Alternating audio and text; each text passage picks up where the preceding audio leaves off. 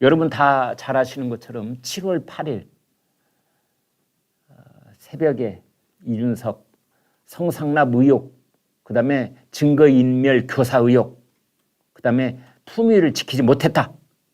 이제 이런 논란 속에 윤리위원회가 당원권 정지 6개월이라는 중징계를 내렸습니다. 이제 그 다음부터 도대체 무슨 일이 있고 오늘 아침까지 무슨 일이 지금 연달아 있는 것인가? 뭐 굉장히 복잡한 얘기들이 있습니다. 사실은 뭐 권위가 어떻고 뭐 사고가 어떻고 뭐 기타 등등 얘기가 많은데요. 이것도 제가 간략하게 오늘 이 시점에 월요일 아침 이 시점에 가장 키워드가 뭐냐? 자진 사퇴입니다. 자진 사퇴. 이준석이 자진 사퇴의 압박을 지금 받고 있는데요. 그러니까 중징계는 이미 내려졌습니다. 당권 6개월 정지 내려졌는데 지금 오늘의 그 이준석에게 다가와 있는 가장 큰 고비는 뭐냐? 분수령은 뭐냐? 이것은 자진 사퇴를 할 것인지 말 것인지 이 여부입니다. 물론 이준석은 지난 이제 징계가 결정이 내려진 직후에 그날 아침에도 역시 또 라디오 방송에 나와서 나는 스스로 물러나지 않을 것이다 이렇게 뭐 용을 쓰고 있던데요. 그러나 본인도 고민이 깊어지고 있을 겁니다. 이렇게 끝까지 물러나고 싶지 않다, 물러나지 않겠다 했다가 영원히 내 무덤을 내 손으로 파는 결과가 나오지 않을까 이런 생각 왜 안 하겠습니까? 그래서 지금은 희한할 만큼 토요일, 일요일 그리고 지금까지도 입을 딱 다문 채 자명을 하고 있습니다.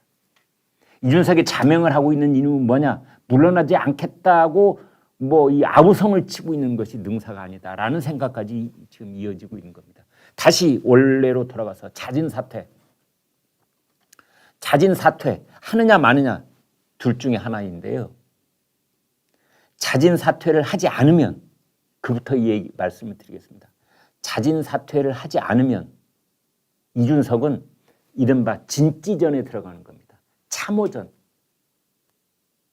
그 참호를 파고 이제 뒤로 후퇴가 없다. 참호전이라는 게 원래 후퇴가 없다. 탱크가 몰려와도 머리 위로 탱크가 지나갈 망정 거기에서 그냥 남아있겠다는 게 참호전 아니겠습니까?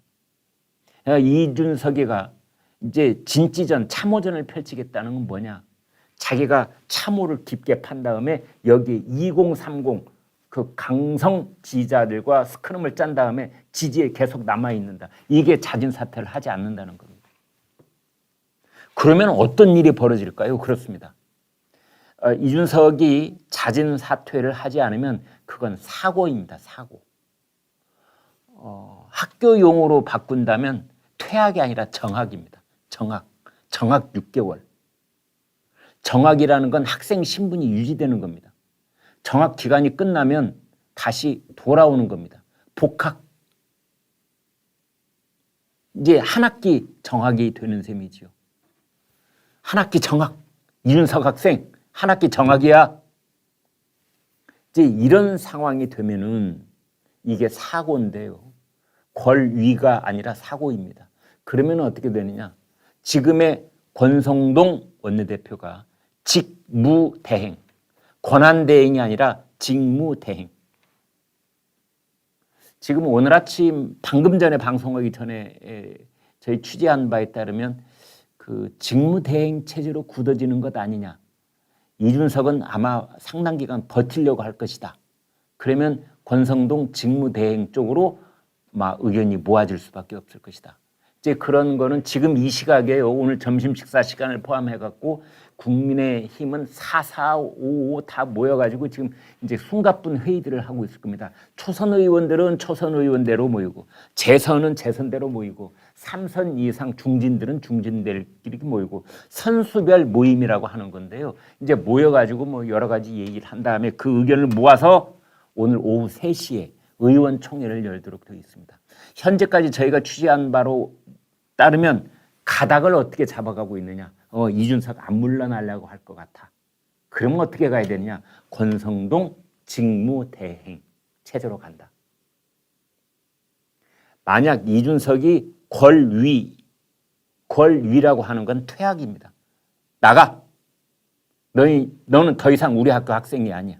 너는 더 이상 국민의힘 당원이 아니야. 나가. 라고 생각을 한다면 이제 그건 또 다른 차원인데 그건 권한대행이 됩니다. 권한대행. 직무대행과 권한대행은 그런 차이가 있습니다. 뭐 효과는 비슷할 텐데요. 황교안 전 총리가 이제 박근혜 전 대통령 탄핵 그게 이제 결판이 났을 때 그때 황교안 대통령 권한대행이었습니다. 이제 그런 상황인데요. 뭐 옛날 얘기까지 할 필요는 없을 것 같고. 그런데 권성동 직무대행 그것으로 오늘 의원총회에서 결판이 날지 아니면 또 다른 옵션이 하나 있는데 이른바 그렇습니다. 비대위 체제, 비상대책위원회. 또다시 비상대책위원회. 지난번에 김종인 비대위원장 시절에 비상대책위원회가 있죠. 그래서 우리나라 정당들은요. 그러니까 정식으로 당 대표와 원내대표와 뭐 정치기 의장과 이렇게 제대로 된 지도부 최고위원회까지 구성되어 있는 시절이 있는가 하면 이른바 비대위 시절이 있는 건데 지금 더불어민주당이 비대위 체제 아닙니까?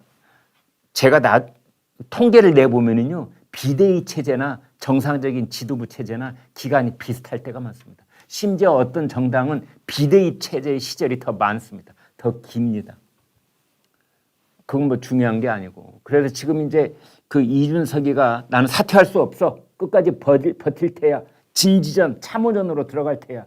라고 할 경우에는 형식 논리상으로 봤을 때는 권성동 직무대행 체제가 되거나 아니면 비대위 체제, 비상대책위원회. 그럼 비상대책위원회는 위원장을 따로 또 영입을 해야 됩니다. 그러니까 국민의힘 내부에서 중진 의원 중에 한 사람이 비상대책위원장을 맡는 방법도 있거니와 그렇지 않으면 지난번에 김종인 비대위원장 체제처럼 외부 뭐 영입 절차가 또 있어야 된다. 이게 첫 번째 큰 덩어리로서 이준석 진지전이 시작됐을 때 다시 말씀드리면 자진 사퇴를 하지 않을 경우 이제 그게 그쪽 길입니다.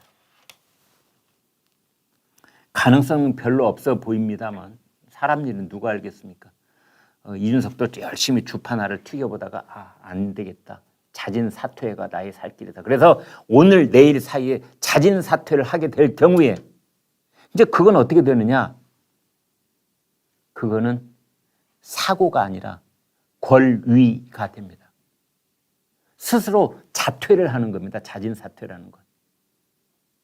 그러니까 이 학교에서 명퇴, 퇴학 처분이 아니라 형식 논리상으로 자진 사퇴.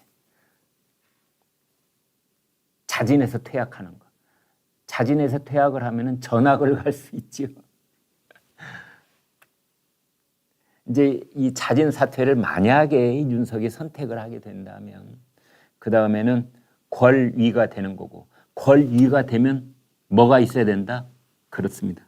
국민의힘 당헌 당규에 따라서 전당대회를 열어야 됩니다. 전당대회를.